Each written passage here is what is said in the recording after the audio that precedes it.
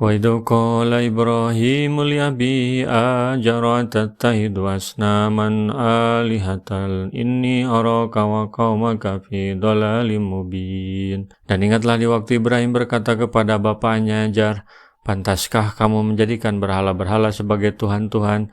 Sesungguhnya aku melihat kamu dan kaummu dalam kesesatan yang nyata. Mereka adalah bangsa Kaldan yang berdomisili di Irak. Mereka menyembah berhala, planet dan bintang-bintang. La ilaha illallah melewati batas bapa dan anak.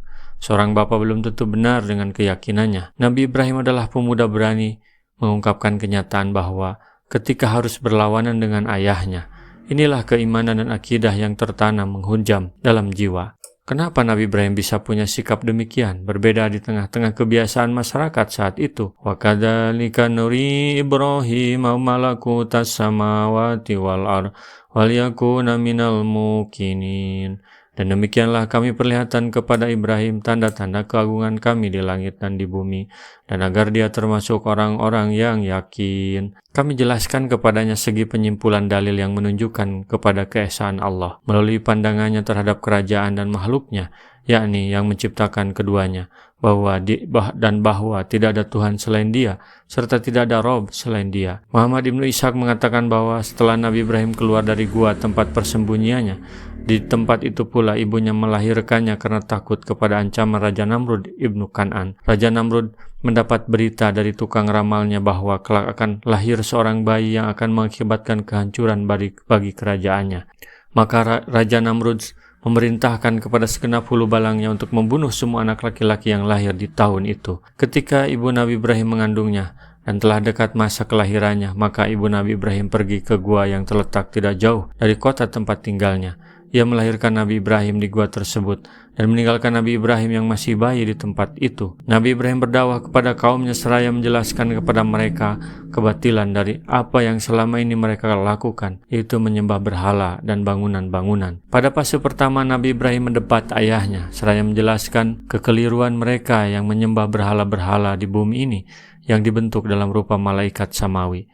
Mereka menyembah berhala-berhala tersebut dengan anggapan bahwa berhala-berhala itu adalah perantara mereka untuk sampai kepada pencipta yang maha besar, yang menurut pandangan mereka tidak layak untuk disembah, dan sesungguhnya mereka memakai perantara kepadanya melalui penyembahan kepada malaikat-malaikatnya, hanyalah agar mereka sembahan-sembahan itu memintakan rezeki kepadanya, kemenangan dan hal-hal lainnya yang mereka perlukan. Kemudian dalam kedudukan ini Nabi Ibrahim menjelaskan kekeliruan dan kesesatan mereka dalam menyembah bintang-bintang yang beredar, yang semuanya ada 7, yaitu bulan, Merkuri, Venus, Matahari, Mars, Jupiter dan Saturnus. Di antara kesemuanya itu yang memiliki cahaya yang paling kuat dan paling utama ialah matahari, lalu bulan dan Venus. Falamma zanna alaihil lailu ra'a kawkaban qala hada rabbi falamma afala qala la uhibbul afilin. Ketika malam telah menjadi gelap, dia melihat sebuah bintang lalu berkata, inilah Tuhanku. Tetapi tatkala bintang itu lenyap, dia berkata,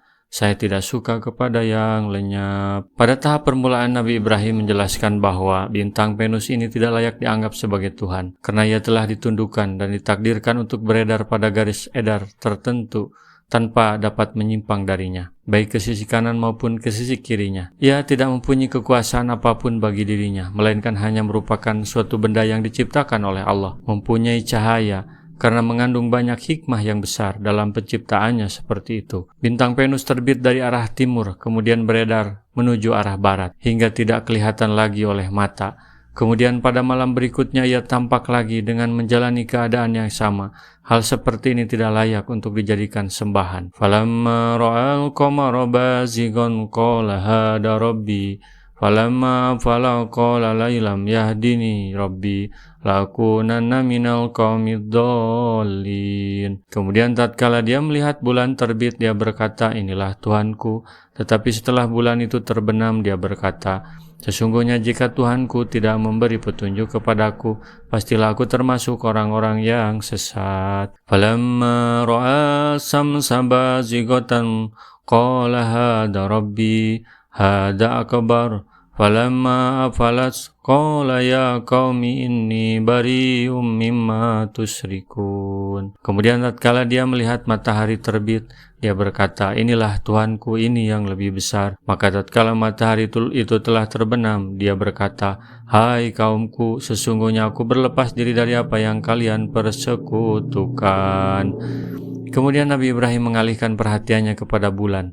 Ternyata ia mendapatinya mempunyai karakter yang sama dengan bintang yang sebelumnya. Lalu ia mengalihkan perhatiannya kepada matahari.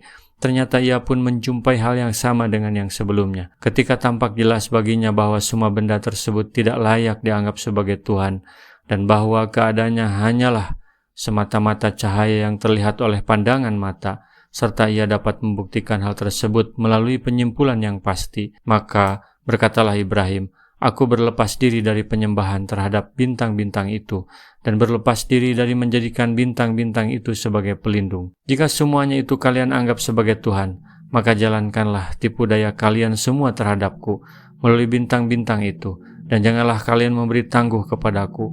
Menurut logika akal sehat, memang benar apa yang dikemukakan Ibrahim.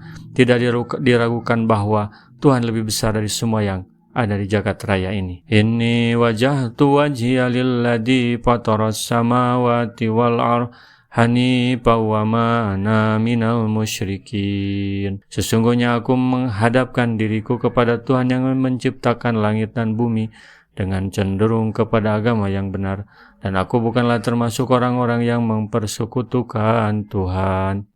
Sesungguhnya aku hanya menyembah pencipta semua benda-benda itu, yang mengadakannya, yang menundukkannya, yang menjalankannya, dan yang mengaturnya. Di tangan kekuasaannya lah kerajaan segala sesuatu. Dialah yang menciptakan segala sesuatu. Dialah Tuhan, pemilik dan penguasa semuanya. Aku bukanlah orang musyrik seperti kalian. Rasulullah SAW bersabda, baligu anni walau ayatan, sampaikan dariku meskipun satu ayat. Mari kita sebarkan jalan kebahagiaan dengan like, share, dan subscribe channel ini.